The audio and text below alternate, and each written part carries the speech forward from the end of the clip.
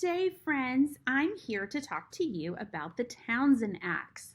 Leaders in Great Britain were in a financial crisis. They needed to pay off the debts that had accumulated during the French and Indian War. And they were also spending a lot of money to station British soldiers in the colonies. Those soldiers had to be paid, their food had to be provided, they had to be given shelter and uniforms and weapons and medicine. And so it cost a lot of money to keep those soldiers in the colonies. The Stamp Act, their previous attempt at taxing the colonies, had failed. The Stamp Act was repealed or canceled in 1766. The very next year, Parliament imposed a new set of tax laws called the Townshend Acts. The Townshend Acts were named after this man right here. His name was Lord Charles Townshend. He was the highest ranking treasurer in Great Britain. Some of the items taxed under the Townshend Acts were glass, paper, paint, and tea. It wasn't all about the money, though, with the Townshend Acts. Leaders in Great Britain wanted to make it very clear to colonists that they had the right to tax the colonies any way they chose. Their previous attempt at taxing the colonies, the Stamp Act, had failed miserably, and it was a huge embarrassment to leaders in Great Britain.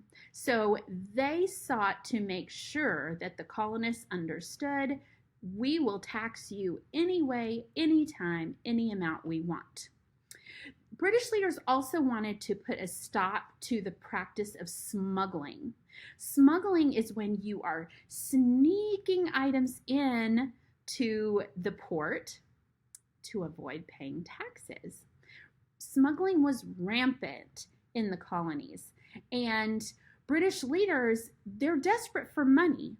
Well, they're losing out on a lot of tax money due to the smuggling. So when items were smuggled in, the ship captain or the owner of the ship was not paying the tax on those imports. So they needed to stop the smuggling and collect all the tax money that was coming, that was due to them. But the problem is that a lot of colonists were very good at smuggling, and they did not plan to give up this practice of smuggling and avoiding taxes. So let's have a little story. One of our well-known founding fathers was caught up in a serious case of smuggling. It's John Hancock.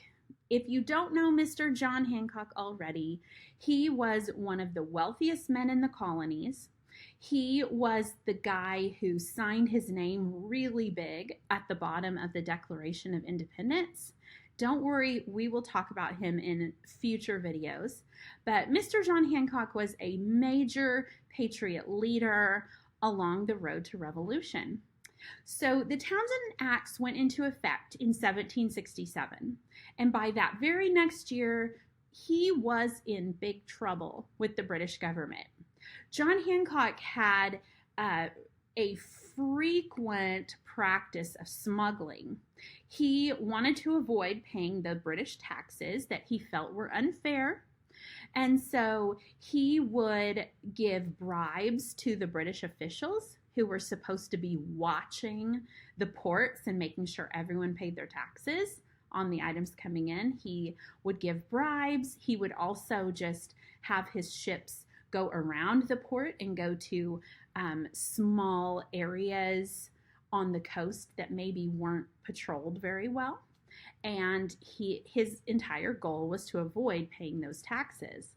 Well, the British crackdown on smuggling led to a very big problem for Mr. Hancock. The story that I'm going to tell you is of the Liberty Affair in 1768. So on May 9th, 1768, John Hancock's sloop, the sloop was called the Liberty, it arrived in Boston carrying a large shipment of popular beverages. This is not Mr. Hancock's exact sloop. This is just an example of an 18th century sloop. Sloops were small but really fast and easy to move sailing vessels. They were really popular with pirates and smugglers because they could turn, they could change direction very quickly. So when customs officials in Boston Harbor boarded the Liberty to see what cargo was being carried and calculate how much tax was owed, the crew was uncooperative. There was some speculation that Hancock had secretly unloaded most of the cargo and smuggled it into the city already. So the small amount of cargo that was left is what he would be paying taxes on. So essentially, he was skipping out on most of the taxes for the cargo that he was carrying. On June 10th, customs official Joseph Harrison ordered that the Liberty had to be confiscated. They put ropes around the Liberty and they towed it away on suspicion of smuggling. Well, John Hancock was really upset, and also citizens in Boston were furious because they felt like this illegal towing away and confiscation of the Liberty violated their rights. Remember, at this time, they are still British citizens and they want to be treated like British citizens, but they felt like they were being treated unfairly. There was no evidence that John Hancock had secretly unloaded and smuggled things into the port. The British customs officer was confiscating the sloop just on suspicion, no evidence. So there was a riot. An angry crowd of about 3,000 Bostonians ran through Boston looking for customs official Mr. Harrison. Can you imagine how terrified Mr. Harrison must have been? He was nowhere to be found, so the rioters smashed his windows, damaged his house, and continued looking for him. They weren't satisfied with only smashing his windows and damaging Mr. Harrison's house, however. They went to Boston Harbor and they dragged Mr. Harrison's boat, his personal property, his own private boat. They dragged it out of the water and they dragged it through the cobblestone streets of Boston all the way to the Liberty Tree. This picture shows what cobblestones looked like. They were just stones that had been placed to make a surface, and of course it's a very bumpy, uneven surface in the streets. Can you imagine how it must have sounded to drag this wooden boat all through the city over these cobblestone streets? Wouldn't it have been cool to be there? So the Liberty Tree, I'll tell you, was a large elm tree. It had become a symbol of resistance to British policies. The Sons of Liberty, other secret groups would meet under the Liberty Tree to talk about upcoming protests or boycotts or things that they were going to do to resist the British. So the mob dragged Mr. Harrison's boat under the Liberty Tree. They set it on fire and they cheered as it burned down to ashes.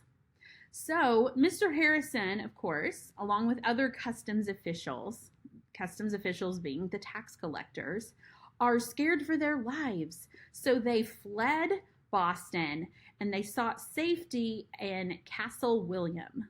And you can see some of the remaining walls of Castle William here. It was a nearby fort that was protected by British soldiers. After the American Revolution, this structure was renamed Fort Independence because once the revolution was over, we wouldn't want to keep the British name of Castle William. We, of course, changed it to Fort Independence. So Mr. Harrison and other tax collectors are hiding out in Castle William because they are terrified.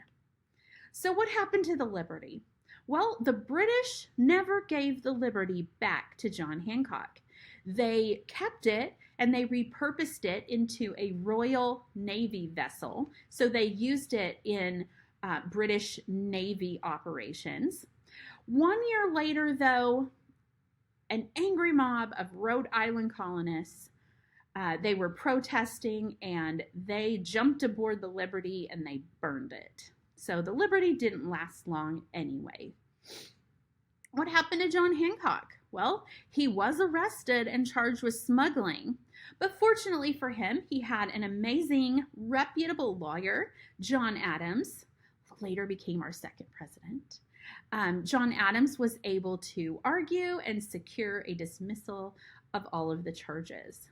So I do think that what happened with the Liberty very much had an impact on John Hancock, and Mr. Hancock was one of our major political leaders during all of the events that led to the American Revolution. So I think that the British definitely made an enemy out of John Hancock, and he paid them back tenfold with his leadership and his patriot movements, paid them back for taking his sloop, the Liberty.